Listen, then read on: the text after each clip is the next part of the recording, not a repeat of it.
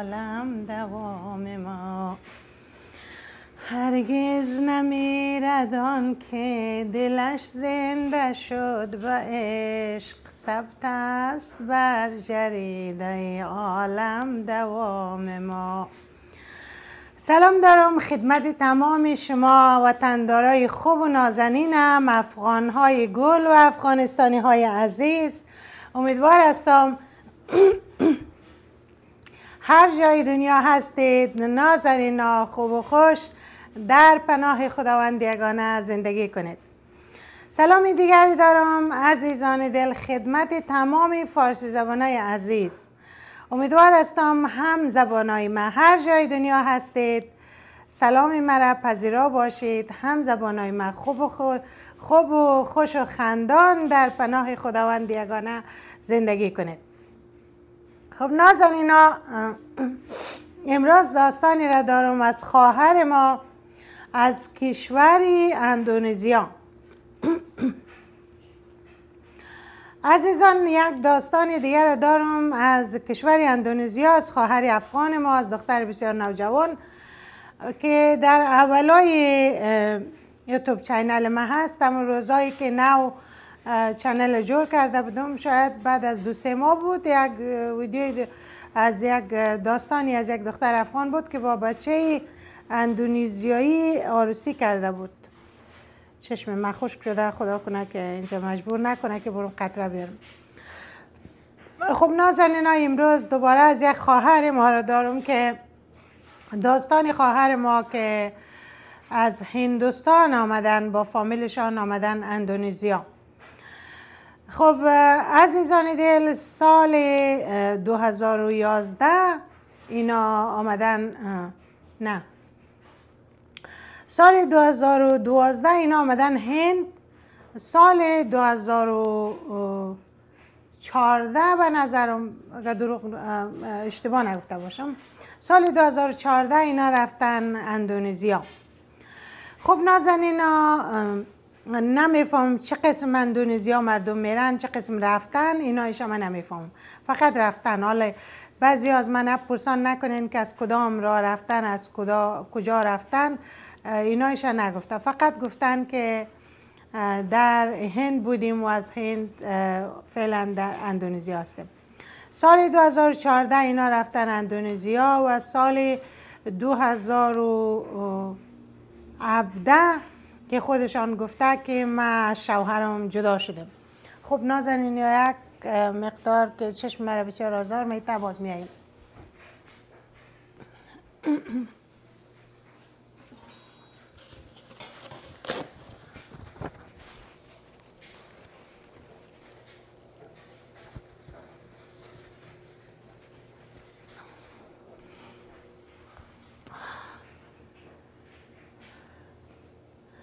خب عزیزان، بعضی هایتان شاید بگوین چرا ویدیو رو قطع میکنیم وسط داستان. خب ما اعضای یک خانواده شدیم، البته میبخشین، من بسیار با شما هستم، خودمانی شدیم. یک وقتی اگر میرم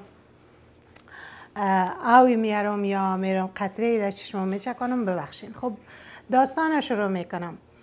خواهر عزیز ما سلام فرستاده. سلام خواهر سارا جان، از ولایت کابل هستم. اصلیت ما از غزنی هست که پدر ما از مردم غزنی هست، مادر ما از کابل.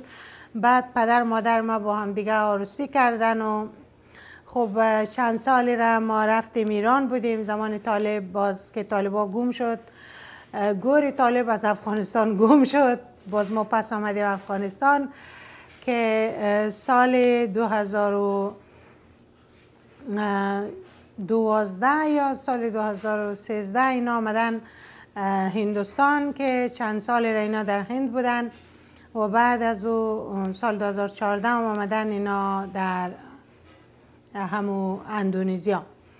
خب وقتی که من با شوهرم عروسی کردم، شوهر من او وقت محصل پانتون ادبیات میخواند و ما خودم ادبیات میخواندم، یا هم خب در پانتون آشنا شدیم و خب با هم دیگه. اصلیت پدرای ما کلشان از غزنی هست، ولی شوهر ما در غزنی در دنیا آمده، ما در کابل. در کابل کلان شدیم. اینا کلان شدشان هم در غزنی بودن ولی برای ادامه تحصیل آمده بودن کابل. خب با هم دیگه عروسی کردیم و خب اول هم دیگه را خیلی نمیشناختیم. زندگی کم کم زندگی ما دوتا اوقا خوب نبود. وقتی که عروسی کردیم خب بالاخره در تفاهم هم دیگه هندوستان آمدیم. من شوهرم سعی میکردم کمک کنم درکش کنم ولی هیچ وقتی مرا درک نمیکرد. خب از اونجا ما بسیار سختی ها را ما با این کشیدم. بسیار یک مرد خوشگذران و عیاش بود و بسیار با ما جنگ و جنجال میکرد. نیق و بسیار نیق میزد. خدا نکنه این مردان نیق نخو باشه عزیزان، دید رقمی نمیشه اینا رو تحمل کنی دیگه. چتلی و مرداری مردا یک طرف، همین نیق زدن و غور زدن اینا یک طرف. مثل یک خاله زنک وری در یگان گوشه بشنه، تو ایره نکردی او را نکردی، خواهر مرا قدر نکردی، مادر مرا عزت نکردی، پدر مرا خوب عزت نکردی، اینمی یک آدم از بین میبره. خدا این نتانستم من از جدا شوم، چون میفهمیدم اگه من در این دزی جدا شوم بدبخت آواره و بیچاره میشم. نه عزیز دل، هر جای دنیا که شما جدا شوین هیچ بدبخت و آواره نمیشین. ای که با عمر خودتان تیر میکنین با اینا، با همچین آدمایی به خدا هنوز اونا شما را بیچاره میکنن. در هر جای دنیا طلاق بگیرین، دولت است و عزیزان قانون است و دیگه است شما رو کمک میکنه. ای که شما میگین من آواره میشدم بیچاره میشدم، این یال شما بیچاره تر شدین از او وقت. طلا خب یال داستانش میگم، باز دربارش یکم گپ میزنم. داستانه نمیخوایم دور دراز کنم، میخوایم خلاصه براتون تعریف کنم چه اتفاقات افتاده در این مدت چند سال خواهر ما چه ها کشیده. خب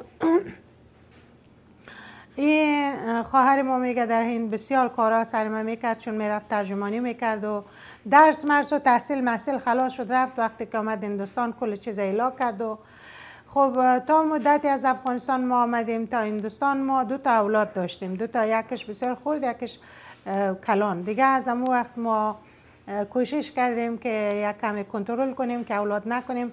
ایران پیشنهاد ما بود، در شوهرم میام قنه میفهمید. بعد گفتم سعیست و ترجمانی میکرد و خوشگذرانی میکرد که من خبر میشدم از این آن. بر من میگفت که شوهر تو رو کتی اون میبینیم کتی میبینیم، 2 دختر داره، پیسایش در دخترای هندی خرج میکرد، در دخترای افغان خرج میکرد. در خانه بر ما و اولادای ما فقط ما حق داشتیم که قبرنج بدون گوشت و بدون دیگر کچالو یا ماست بخوریم و پخته کنیم و از کالا مالا و خبر نی از شکر. خب ما بالاخره سال 2014 از هندوستان برآمدیم که خودش تصمیم گرفت ما گفت که میریم اندونزیا. از اونجا مردم استرالیا روان میکنه، بسیار افغانا زیاد میره و ما آمدیم سال 2014 اندونزیا آمدیم که مردمای هست 10 سال اینجا خو است و تکان نخورده که بسیار در سر ما بدتر شد. دیگه وقتی که در اندونزیا آمدیم ما دیگه نه راه برگشت داشتیم نه راه پس نه راه پیش، باید همونجا میماندیم تا که دولت ما را روان کنه. خب هنوز هم که هست ما در اندونزیا هستیم. از 2014 حساب کنین عزیزان تا حالی 6 سال اونجا، 3 سال اونجا، 9 سال است که اینا در اندونزیا هستن. در اندونزیا این بدی 2 برابر شد و شروع کرد مرا در لدوکوب و شروع کرد مرا در اذیت و آزار از 2 برابر شد و خوشگذرانیایی با همچنین که پولی هم نداشت. یک مقدار پیسه ای که ما را از ملل متحد میگرفتیم و ایرا کلش در خوشگذرانی تیر میکرد. می دخترهایی را پیدا میکرد. خدایا بعضی وقتا بعضی کسا بر من میگفت و بعضی وقتا خود من میدیدم که یعنی اندازه من نبودن، بسیار پایین تر از من، ولی که میگفتم چرا با دخترها میگردی؟ میگفت خود تو زن شده ولی من جوان هستم، من که نمیتونم خود در پای تو پیر کنم. میگفتم خب من خب از اول زن نبودم، خب زن تو شدم که زن شدیم، چرا کارا رو میکنی؟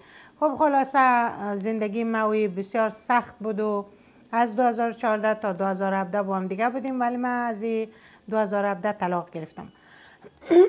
2017 من که از طلاق گرفتم، من اولادای خودم گرفتم. از اولادای خودم 2 اولادم بود گرفتم. این بسیار کوشش کرد که اولادا را از پیش ما بگیره و دائم تهدید میکرد مرا که اولادا را میگیرم افغانستان میرم. و من رفتم میره شکایت کردم و که حتی شهر مرا که جایی یلیش کرد و برای اخطار دادن و خب دمو اندونزیا در اندونزیا وضعیت افغان‌ها بسیار خراب است و من شروع کردم به پشت کار گشتن و که کار پیدا کنم، کار کنم و از زندگی خودم اولادای ما تیر کنم. هر جایی رفتم پشت کار پیدا نمیتونستم. روز اولشون زبان یاد نداشتم.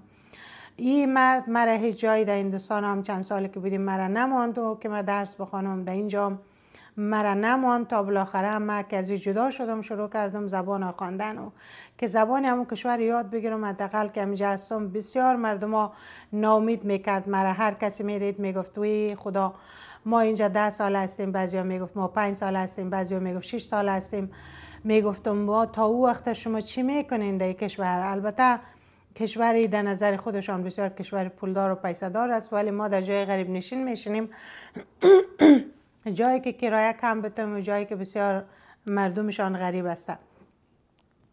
بعضی وقتا فکر میکنم که از اینجا که مردم ما که در افغانستان زندگی میکنن روزگارشان بهتر است و این مردم از ما قدم بدتر است. خب خلاصه از زندگی را تیر میکردم و 2 سال 2017 جدا شدم. تا 1 سال خویی بسیار اولا مرا تهدید کرد. بعد از او دوباره رفت شکایت کرد که ما میخوایم زن ما ببینم و اینا. گفته بود که ما نمیمانیم که ببینی چون مرا لد و کوب کرده بود. خب این شکایت کرد و که ما زن ما میبینم و میخوایم با زنم یک جای شوم. ما زن ما دوست دارم، اولادای ما دوست دارم.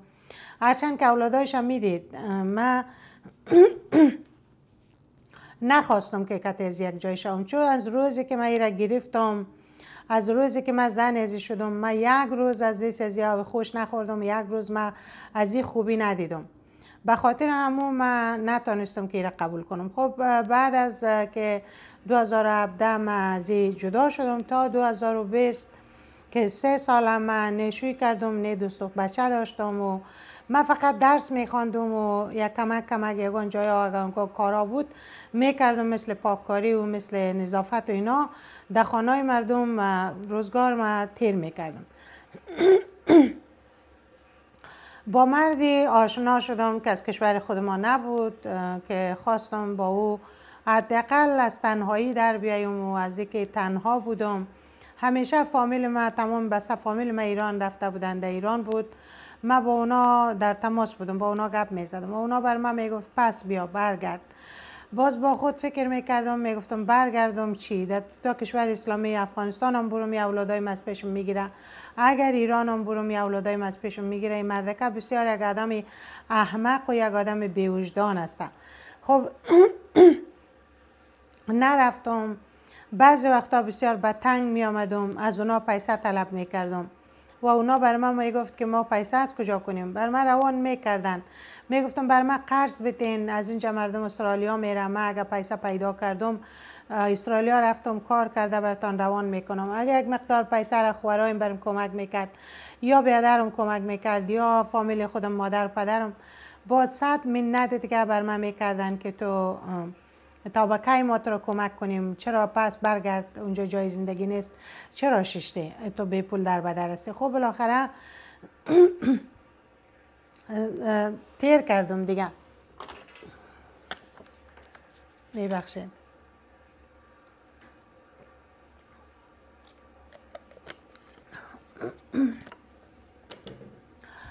خب زندگی تیر می شد. دیدم که نمیشه. با یک مردی آشنا شدم که از کشور ما نبود. آدم بسیار خوبی بود.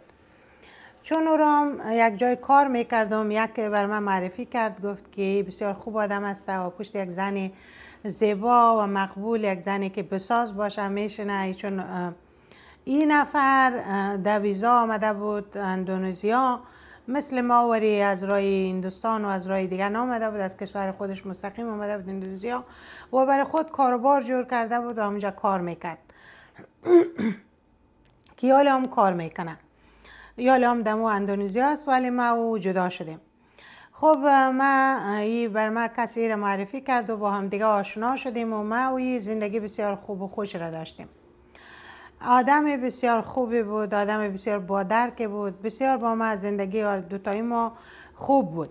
من یکی از زندگی هیچ از خوشی ندیده بودم. زندگی که با شوهرم کرده بودم همیشه در استرس و دپریشن و در جگرخونی بودم و در گریه و در که شوهر من همیشه نگران بودم که چی میکنه، کجا میره، با دوست دخترش چی میکنه و همیشه چند تا دوست دختر داره. ولی با این مرد بسیار اعصابم آرام بود و زندگی نرمال را پیش می بردیم. از من خواست که روزای اول که با هم دیگه بودیم تقریبا 2 ماه ما و دوست بودیم، بعد از 2 ماه از من خواست که بیا عروسی کنیم و قانونی عروسی کرده باشیم. قبول کردم و با این عروسی کردم. با این عروسی کردم و دخترکم، دختر اولاد کلانم دختر است و دومم بچه. دخترکم با این مرد بسیار بد شد. وقتی که دید که من با این عروسی کردم، چون اینا پدرش میدید و پدر اینا را تحریک میکرد بر علیه ما که مادرتان شوی کرده، ببین از ما جدا شده یا با فلانی میگرده و ببین با او. دختر ما بس که ای را بعدش می آمد، یعنی باور به خدا کنین وقتی که من نبودم، یگان وقت اگه می فهمید که در خانه است، در خانه نمی آمد. خب دخترم کلان شده، ما دخترم از افغانستان آوردیم. چند ساله دختر هستم. دخترم بسیار روزگار ما بد کرد و همچنان بچه ما که جنگ میکردن و دخترم میگفت بدم میایه از این، گریه میکرد و سرم درد میکنه و ما بار ما را دکتر بردم و دکتر روانشناس نشان میدادم. پیش دکتر روانشناس میگفت ما از ناپدریم خوشم نمیایه، به خاطر همو ما گریه میکنم و به خاطر همو که قدر دختر مرا مجبور ساخت که آخر مرد استاد شد. گفت زندگی ما و تو 2 تا اولادتا نابود میکنه، بیا از هم دیگه جدا میشیم، مثل 2 تا دوست زندگی میکنیم، ولی اگر اولادایت میخوایی، اگر نمیخوای پیش پدرش روان کنی اینا را، ما میفهمیم پدرش تحریک میکنه، پیش پدرش روان میکنی، هر دوی ما زندگی میکنیم. میگه هر چه فکر کردم، گفتم من نمیتونم اولادایم از خود جدا کنم پیش پدرش روان کنم. گفت پس ما دوستانه ما و تو بیا جدا میشیم، به خاطر که دختر تو کلان میشه، ممکن است دختر تو خانه ریلا کنه و بوره با یگان تای دیگه که خدایی نکرده در سنی که نوجوانم هست دختر در یگان کارهای خراب آغشته شود. در کشوری که میگه مثل اندونزیا بسیار دخترها برای پول هر کاری میکنه، چون خب مثل کشور ما است عزیزان، مثل هندوستان و افغانستان و ایران است دیگه. به خاطر که وقتی اقتصادی و کشور خراب باشد و دخترها لباس کار دارن و دیگه، به خاطر لباس و پیسه جیبیشان هر کار میکنه. خب میگم ما بسیار کت دخترم گپ زدم، بسیار دخترم بردم چکر بردم، کتش گپ زدم که بچه می آدمی بد نیست، ببین خرج و خوراک ما رو میاره، از روزی که کتم یک جایی شدم من کار نمی کنم، تمامی چیز ما رو ببین در عهده گرفته، بر شما لباس میکنه. میگفت دخترم میگفت نه، ما ایره دوست ندارم، من نمیخوایم در خانه ما باشم، ما نمیخوایم که زندگی کنم، نمیخوایم در خانه که ای باشم ما باشم. خب بالاخره طلاق گرفتم و از مردکه جدا شدیم و ای بر ما وعده کرد، گفت ما با عنوان یک دوست تو رو همیشه ساپورت میکنم، خانه ما در ما برای تو واز است و هر وقت خواستی بیا که ما مشورت کو، پول خواستی بیا ما در خدمت تو هستم، ما کار دارم و کاربارشم خوب بود، دکان داره و یک رستوران داره در اونجا، گفت ما تو رو کمک میکنم.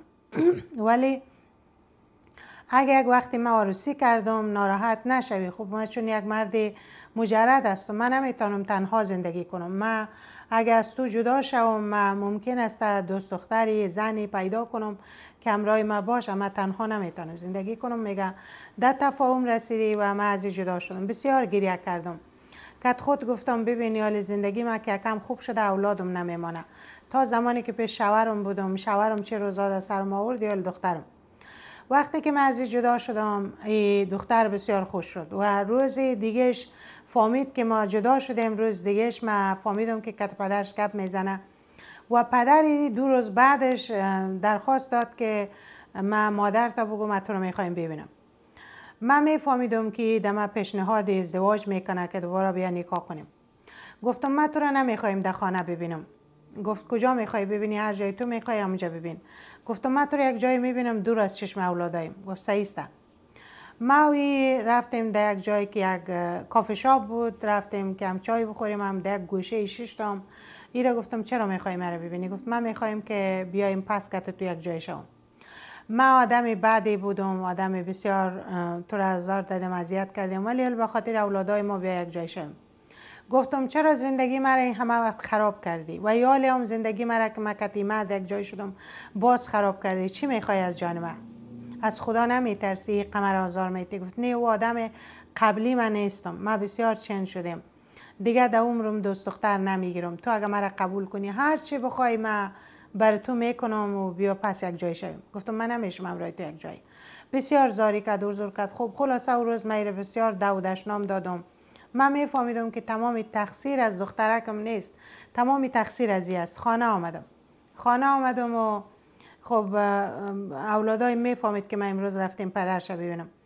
دخترم بر من گفت که پدر ما دیدی؟ گفتم ما دیدم. گفت چی کردین؟ چی گفتین بین خود؟ گفتم هیچ، او پدر تو را من نه دوباره در زندگی میارم، بچه نه تلاش بکنین که من دوباره که تو یک جای شوم. خب دخترم هیچ چیز نگفت و رفت در اتاقش درش بسته کرد و این مرد شروع کرد دوباره که ما خوب شدیم و پشت دروازه می آمد و تحفه می آورد بر ما و برای اولادا سوغات می آورد. خب کار میکرد مثل سگ، یک جای کارگری میکرد و بسیار سعی کرد که ظرف یک سالی بسیار مرا دم هدیه خرید و هرچند که من میگفتم روان نکو، هدیه روان نکو، من خوش ندارم، نه تو را نه هدیه تو را، من نمیخوایم که وارد زندگی مشوی. ولی میرفتم همیشه پیش همین مردی که قبلا عروسی کرده بودیم، جدا شده بودیم، پیش میرفتم یگان بار کتی گپ میزدم. بعضی وقتا بر من زنگ میزد که بیا رستوران، بیا نان بخوریم. میرفتم از رستوران بر ما غذا روان میکرد چون رستوران داشتن. همیشه آخر شب که میشد غذاهای اینا که میماندک، او را جایی که در کارگرا بود اول یک دو تا دیگه پر کرده بر من روان میکرد که کت اولادایت بخور، غذا پخته نکو. باور به خدا کنین روزی که طلاقم، پیش از اینکه طلاقم بگیرم، من در دنیا غذا پخته نمیکردم و ای از رستوران میورد. وقتی که طلاقم گرفته بودم تا وقتی که مردکه در خانه ما آمده بود، تمام غذای ما را این پخته کرده روان میکرد. میگفت غذا پخته نکو، در رستوران غذا مانده بخورین، این که تازه است ما صبح میکنیم، به خاطر روز دیگه نمیتونیم را استفاده کنیم، شما کت اولادایت بخور. خب این مرد قدر پافشاری کرد، آمد و رفت، آمد و رفت، آمد و رفت و هدیه بخر و تحفه بخر. خب خلاصه که یک روز اولادایم دوتایشان بسیار گریه کرد، مادر پدرم که خوبی میکنه، چرا پدرم قبول نمیکنی؟ گفتم بچه من نمیفهمم مرد خوب شده یا فیلم بازی میکنه، ولی زندگی مرا تباه کرده. این مرا از هندوستان آورد و در اندونزیا که حالا اینجا هستیم. در افغانستان شما خبر ندارین چی روزاری در سر ما آورد، حالا اینجا نمیفهم که فیلم بازی میکنه یا که واقعا خوب شده. خب درخواست اولادایم خواستم دوباره با این نکاح بکنم. خب با این نکاح کردیم. روزای اول یکم خوب بود، دوباره همو آش همو کاسه قبلی که هی تو هر چیز که میشد. خب پیش مردکه رفتی؟ پیش فلانی؟ خب عزیزان من نام نمیگیرم، اینا اگر نام بگیرم 100 تا زن و مرد اعتراض میکنین که ها تعریف کردی از فلانی مردم، خود ما را نگفتیم. مردم ما عزیزان جنبه نداره، جنبه نداره به خاطر که نمی مردم خوش ندارن یک نفر دیگر خوبیش بگویی 100 تای دیگه میخیزه او را بد میگه، 100 نفر دیگه میخوازه میگه اینه تو. به خاطر همون دیگه نام نمیگیرم، فقط میگم از افغانستان نبودم. ها رفته بودی پیش مردکه؟ میگه این 1 ماه بعدش شروع شد. بعد از اینکه ما این نکاح کردیم 1 ماه بعد شروع کرد از ما اشکال گرفتن و که اگه یک مقدار آرایش میکردم میگفت خب کجا رفته بودی؟ خب کسی آمده بود دانه دانه از اولادا میپرسید که کی آمده بود امروز خانه. اگه عطر بوی میداد من عطر میزدم، عادت دارم عطر بزنم، باز میگفت خب یه عطر به نظر من مردانه بوی نمیده، این مردانه نیست. خب خواهر سارا روزگار مرا این مردک سیاه کرد دوباره که داستان من خواستم براتان روان کنم. فعلا من کتی و یک جای نیستم، جدا زندگی میکنیم ولی در نکاحش هنوز هستم. طلاق نگرفتیم ولی میخوایم ازش طلاق بگیرم. منتظر ماندیم که خدا چی میکنه، من از این کشور اگه برایم نبرایم. به خاطر اولادای من تو ماندیم برم، تقریبا 6 ماهی میشه که از هم دیگه جدا شدیم ولی من تصمیم طلاق دارم.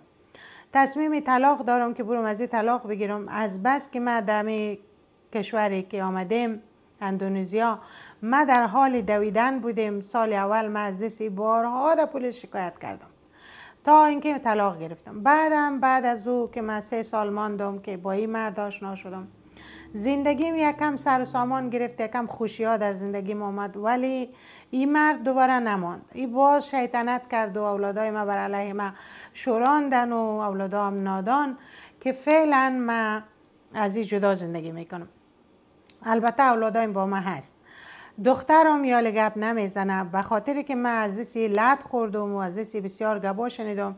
دختر میدید و یا هیچ وقت در رویش نمیارم. یگان دفعه خودش میشنه پیشم میگه مادر من موجبی از این کار شدم که دوباره با پدرم یک جای شوی، مادر جان مرا ببخش.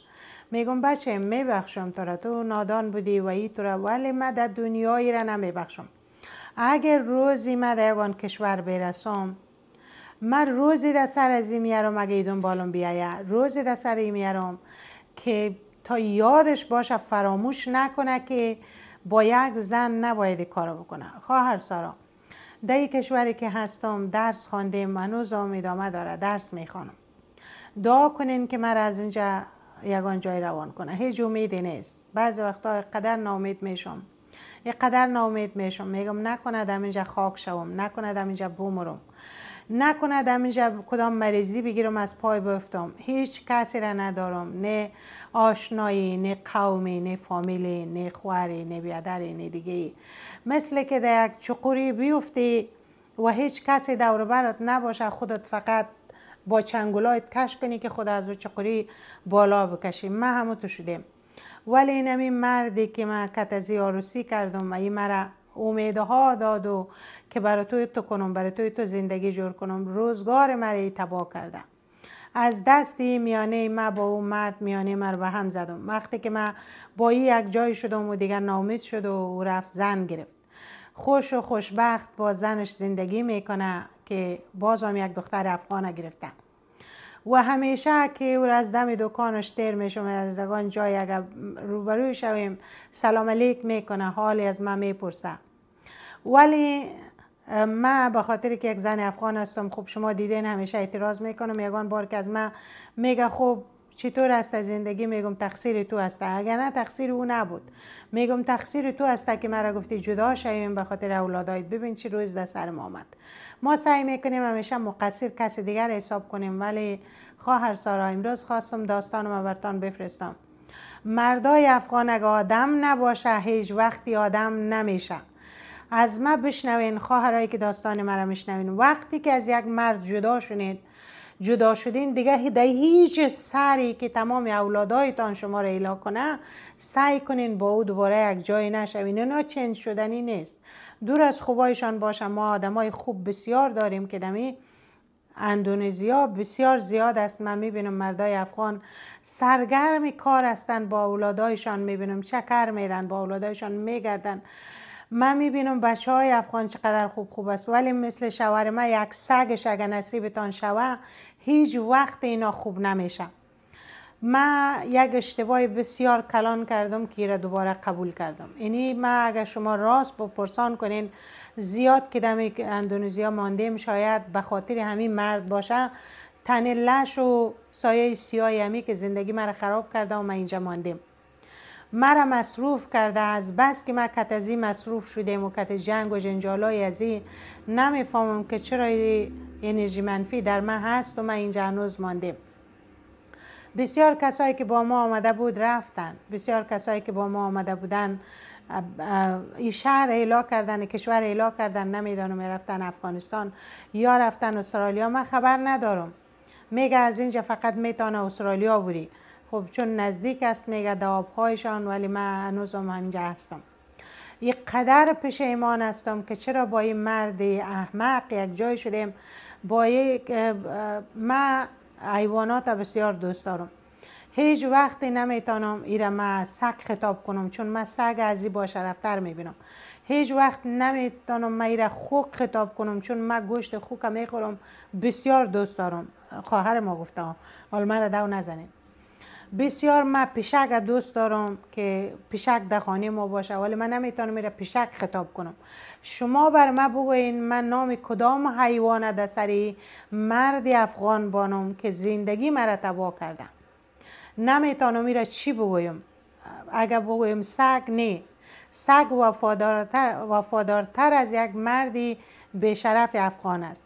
بگوین خوک، میگم نه، خوک سرش در کار خودش گرم است، مردم از گوشت او استفاده میکنه، بسیار گوشت لذیذ و مزه‌دار داره.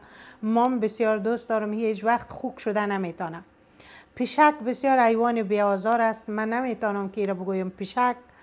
من نمیفهمم مرد برای من بگوین من برای در سر شوهرم چی نامی حیوان را بانم که یعنی در انسانگریتش برابر نیست.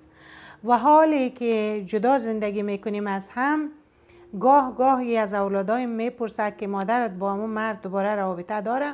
در مادرت بگو او زن داره. مادرت خبر داره که او زن داره؟ برای بچه‌ام گفته که مادرت یک فاحشه است، برای همون جدا زندگی کرده که هر کس و ناکس در خانه بیاره. یعنی باور کنین نزدیک در احمق، نزدیک در حیوان، نزدیک در ناانسان ما در دنیا ندیدیم. من نمیفهم چی کنم با مرا راهنمایی کنین. خب عزیزی من، خواهری که نام هیچ حیوانی را نمیخوایی در روی زبانی، من نمیفهم. من میگم در سر ای تا آدمان نام موش بانین. یک رقم موشا در افغانستان در هندوستان هست، کتا کتا هستی. نمی قمقمه در افغانستان ندیده بودم، در ایران هم ندیده بودم. نمیفهم نام او راست میشه فکر کنم راست میشه. موشای کتا کتا است. به خدا داستان کوتاه از زندگی در هندوستان براتون بگویم. یک خانه را کرا کرده بودیم، طبقه دوم بود. خب برقای هندوستان عزیزان که میرفت، باید تمام کسایی که در هند بوده میفهمه که من چه میگم، باید تمام کلکینا را واز میماندی، در را واز میماندی که گرمی پختت میکرد. تابستان که میشه برقی لاشبت نگر عزیزانی قدر قطع میشه، میرمیه آوش از او بتر. خب آوش نمیگم، یا درباره برقش میگم. ما برقا میرفت، ما در واز میماندیم که خب 3 ساعت برق میره، 2 ساعت برق میره، بعضی وقتا به خدا سر شب برق میره بخین نصفای شب میایه. باز من کنار واز میماندم. یک شب همونطور در تخت خوابای چوبی کلان داشتیم. من کدام دختر خوردم در سر تخت خوابی چوبی ای طرف خواستم، دیگه دختری کلان اون طرف است و بچهای اون طرف خواست و اتاق کلان است. کل ما در یک اتاق خواستیم. 2 تا تخت داشتیم آراسته، 2 تا تخت داشتیم که ما و دخترها خو میکردیم. بچه‌ها در روی زمین در به تخت خو میکرد. میگفتم در روی تخت خو کنین، میگفت نه شما در زمین خو کنین، ما در تخت خوب نیست. خب عزیزان، ما در روی تخت هم تو خو هستیم. کرد یک چیز میایه. در نظرم میرسه که یگان کس که یگان حیوانی بخواه یک پلاستیک کنده بخوره همو تو. خب اون شب صبح شد، اون شب که من بیدار شدم و برق نبود، که چراغ دستی کل جای دیدم، هیچ چیز ندیدم. صبحش میبینم که پایه تخت به خدای تو خورده این قغار کرده همون موشا. خوشم من متوجه نشدم، گفتم خدایی چی خورده، چی جانوری بوده. بسیار ترسیدم. در صاحب خانه گفتم چی هست نمیفهم، ببینی گوشه تخت ما را، چون پرخچگیش هنوز اونجا تیت بود. من ترسیدم، گفتم خدا حیوان خانگی اینا داشته باشه اگه تخت ای تو بخوره پایه های ما را نخوره. خوب عزیزان، گفتم نام مردکه را باید از اون موشا بانیم. خب وقتی میگه که ما رفتم میره، گفتم گفت نه موش هسته. گفت وقتی که برقا میره درا رو که واز میمانین، گفت از پایان، گفت ما فاضلاب های کلان است، گفت از او فاضلاب ها اینا گرمی میکنن، یعنی تاریک که شد میای بالا. اگر درا بسته باشه یعنی برق باشه خب ایسی و کولر رو روشن میکردیم. وقتی برق نبود خب درا رو واز میماندیم. گفت اینا میایه دیگه. عزیزان یک شب دیگه هم تو برق رفتم دیگه، در واز ماندیم، نفهمیدم یک چیز شرپ کردم تو که ترسیدم. برق همین چراغ دستی رو گرفته رفتم. باور کو از کلکینی از درون آشپزخانه و یا کلکین داشت درون چیز میرفته، تو مثل یک اوپن غذا را از آشپزخانه در داخل خانه میدادیم. عزیزان دیدم این عمیقه، باور کدامی بغل یخچال، امو پلاستیکی که بغل یخچال هست یک ربل است، اونم رو یک جای چریده دیگه. بعد از او دیگه ما برق که میرفت، ما دیگه تا برق نمی آمد ما دانه در میشتم، کلکنار واز میماندم. یک چیز پیش خود روشن میکردم که اینا نبیاید. نام تو آدم ها را حیف سگ، نام سگ، حیف نام خوک، حیف نام گراز، حیف نام پیشک، گراز نمیفهم چی هستن. این نام اینا را باید همین موشا را بانیم که این موشایی که همیشه سعی میکنه در خفا یگان کار بکنه. این شوهری از همون موشا هستن. اولی زندگی یک دختر خراب میکنن مثل او امثال همی وری آدم ها. دومن که یک دختر گرفتن اول در چال و نیرنگ میگیرن که برای تو زندگی جور میکنم، برای تو زندگی جور میکنم. دختر مردم که میگیرن اول بدبختش میکنه، بیچارش میکنه، بعدی دختر شروع میکنه در سری در زنک بازی و در چی میگیم چیت کردن و که روز بگاره کتی دختر بگرد، کتی دختر بگرد که تو زن شده و تو پیر شده، نمیفهم تا اولاد کرده. بعدم که زن از اینا طلاق میگیره، اینا چی میکنه؟ از اولاداش استفاده میکنه تا میتونه دوباره این زن شکنجه میکنه که وان که نمانم که کتی یک دیگه دوست باشه یا با یک دیگه عروسی کنه. اینا از همین موشا هسته که همیشه در تاریکی عمل میکنه. بعدم که زندگی را خراب کرد باز میشنه دوباره که بیا با ما یک جای شو. یک جای هم که میشه ببین بعد از یک ماه دوباره شروع میکنه در بد و بیرت گفتن که تو چی میکنی، تو چی کردی، کجا رفتی.